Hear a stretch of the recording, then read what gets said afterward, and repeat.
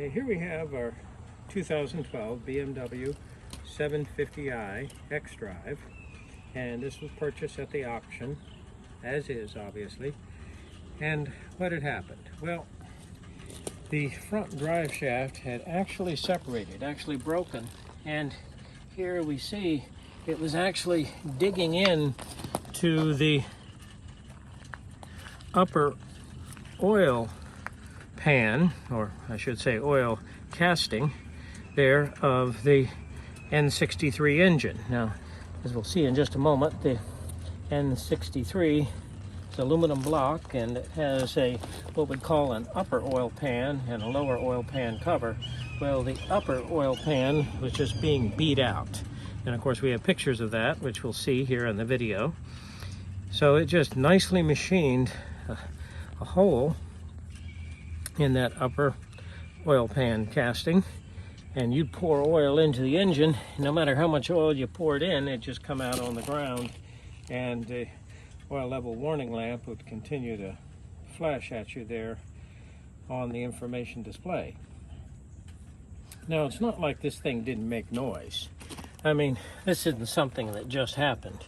I am sure that the people who originally owned the car drove it for hundreds and hundreds of miles, maybe thousands like this, before it deteriorated to this point. It's a good thing that the drive shaft didn't completely separate. However, I do have to admit, though, it could have flopped around, but the engine cover was, the air shield, the air dam underneath it would have caught it, and also the aluminum plate that not only covers the bottom of the engine but helps reinforce the strength of the vehicle was in the way, so it probably wouldn't have actually fallen down. But certainly this is the portion that's driven by the transfer case. It would sit there and flop around, and this is the portion that was on the yoke right there, the flange on the front differential that's bolted there to that upper oil pan casting. So of course, what did we do? Well, we removed the lower oil pan. Now, of course, obviously, when you're removing the lower oil pan, it would be a real good idea to replace the gasket. And that gasket was very reasonably priced. Now, what's interesting, buying it off eBay, I got it almost within 24 hours. I wish I could say the same thing about the front drive shaft, but it's approximately 1 week is the estimated time from when I order it when I receive it. But this is interesting. That gasket seemed like it came within 24 hours. It was sitting on the front porch. Okay, here we see our JB Weld repair. And of course, we have photographs of both the inside and the outside. Now, of course, what happened is the universal joint failed, and the drive shaft whipped around, and it must have happened over a long period of time, but it actually beat chunks out of this aluminum housing. And this is the lower oil pan, this is the upper oil pan, this is the block. And actually my block looks very shiny and new, so this may have had a short block installed, or maybe a full engine. I don't know. The rest of the auxiliaries look pretty tattered and weathered. But as you can see, a big difference between the block and the upper oil pan. So here we go. It's nicely JB Weld.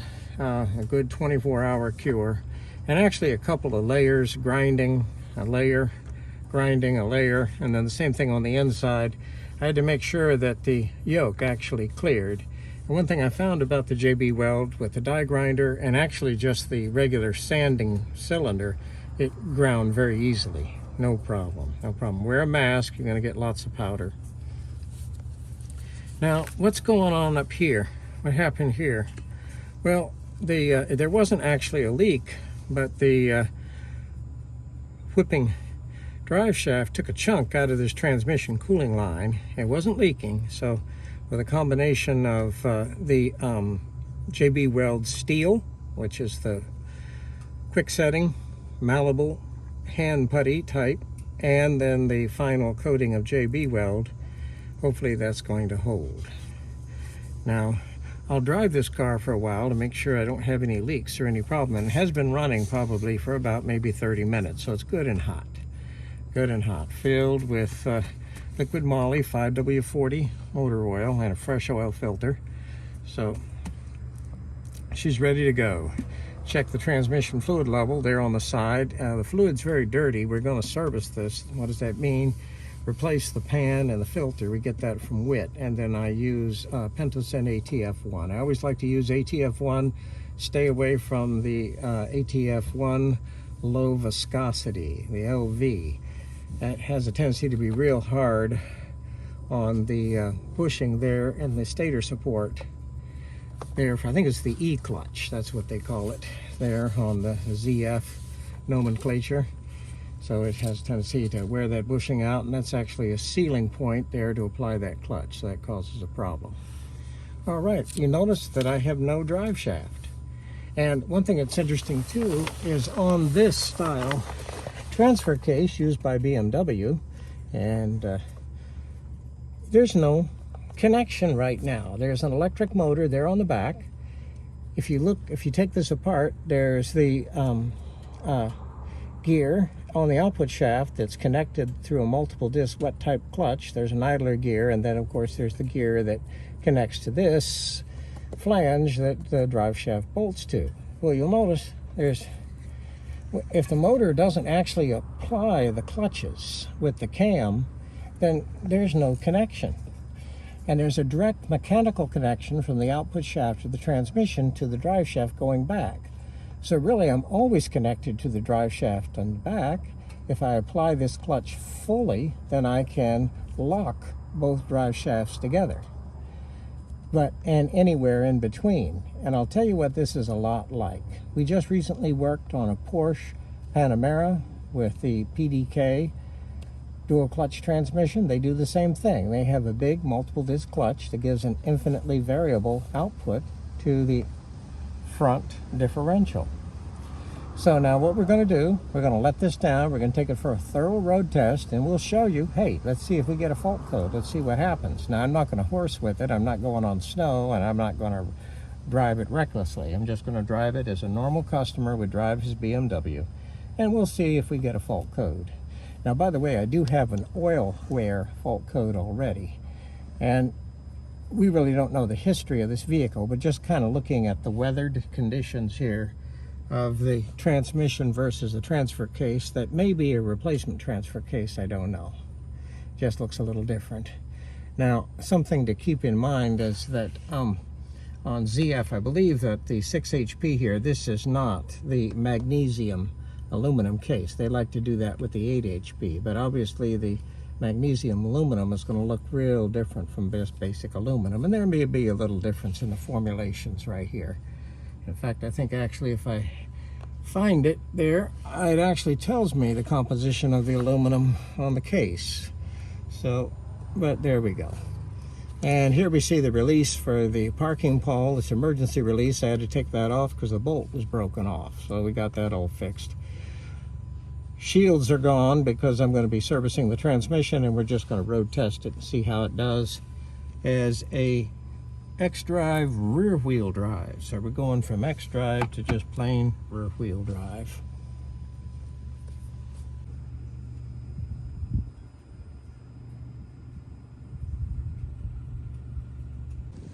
Okay, here we see our 2011 BMW 750i xDrive. Or is it?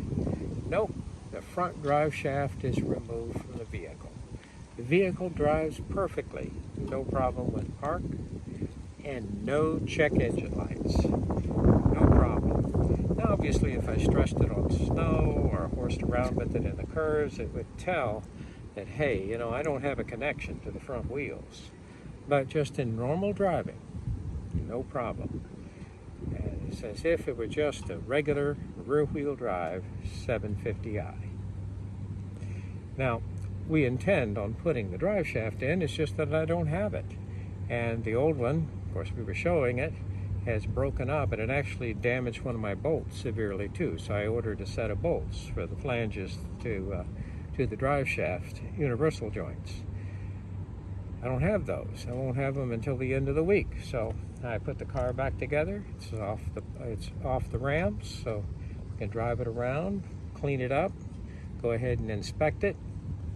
And of course, after the catastrophic repair there on the crankcase, we carefully ran it for about 30 minutes, make sure there are no oil leaks, and we'll drive it around. As it goes to get inspected, we'll put it up in the air again and double check for any oil leak at our JB weld repair. The only pressure behind it is going to be crankcase pressure, which will go between a vacuum and a few PSI, and that's it. So, beautiful car, high mileage. Obviously the front end part has been replaced and painted. The rest of the car, very clean inside. The trunk, immaculate. Tires, excellent condition, nicely balanced. Everything basically works in the car, and it will make someone very happy. Okay, here we have our BMW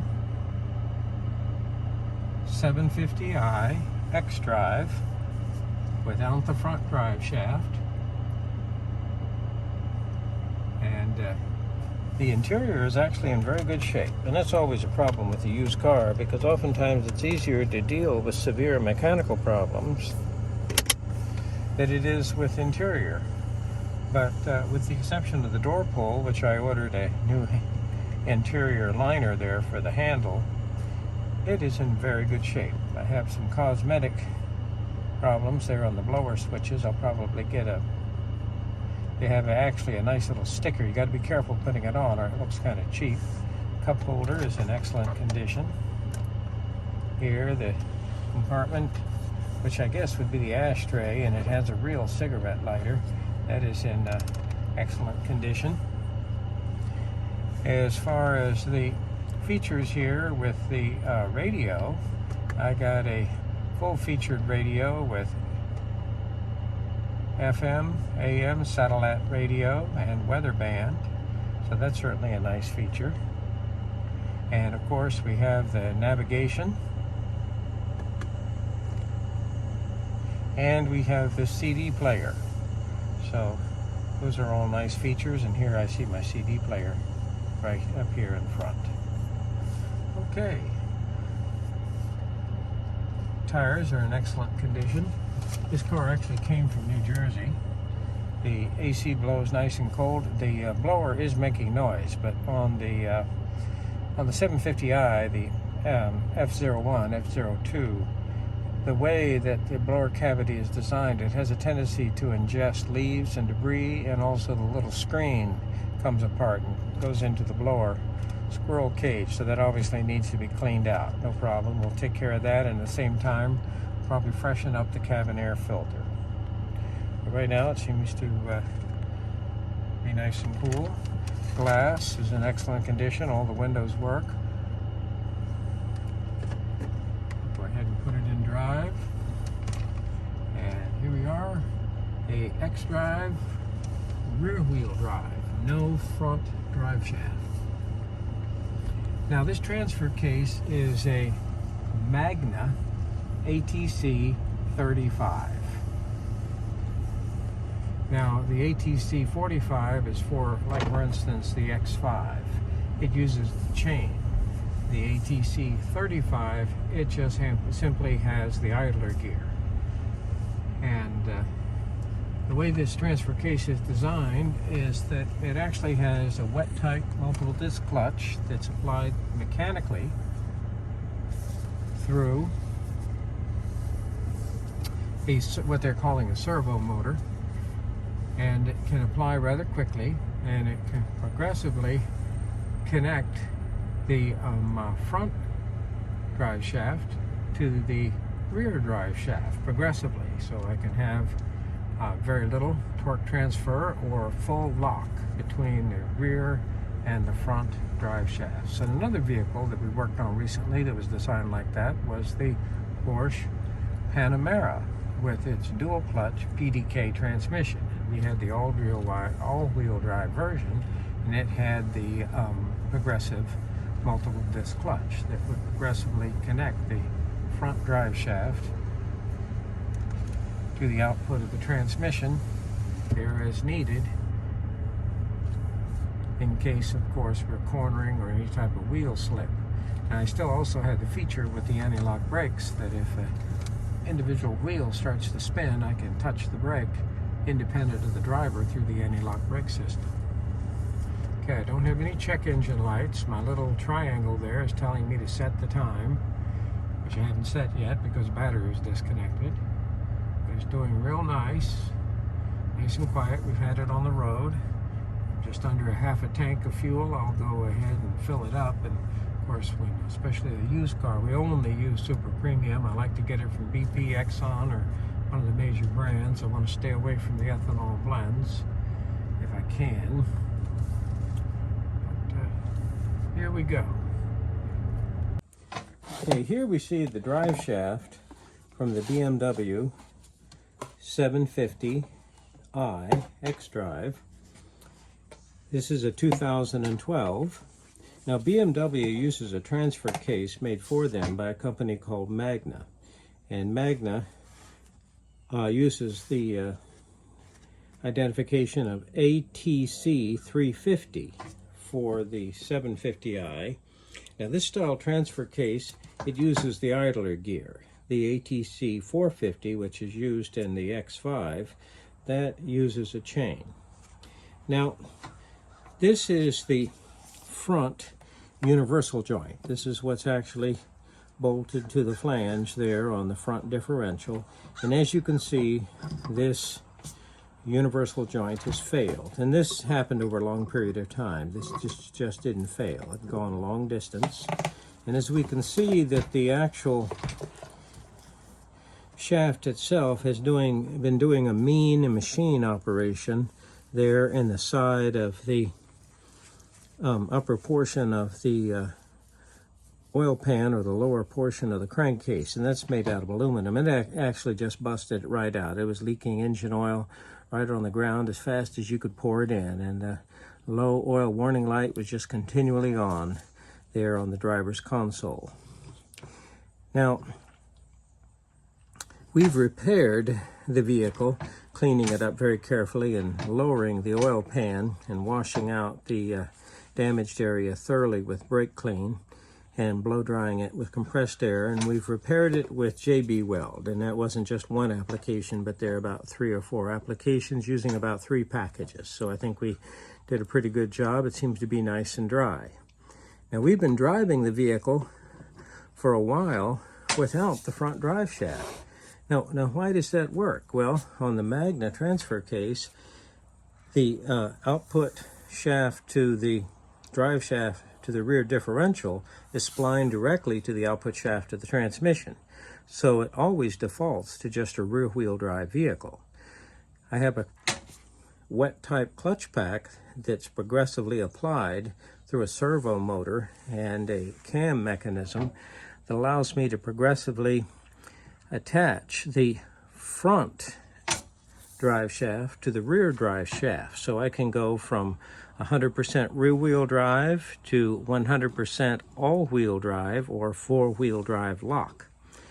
And so it's continuously variable, and this seems to work very well for BMW, but also other manufacturers use a similar scheme. One that we worked on recently was the Porsche, the Panamera, with the all-wheel drive PDK automatic transmission. It uses exactly the same scheme.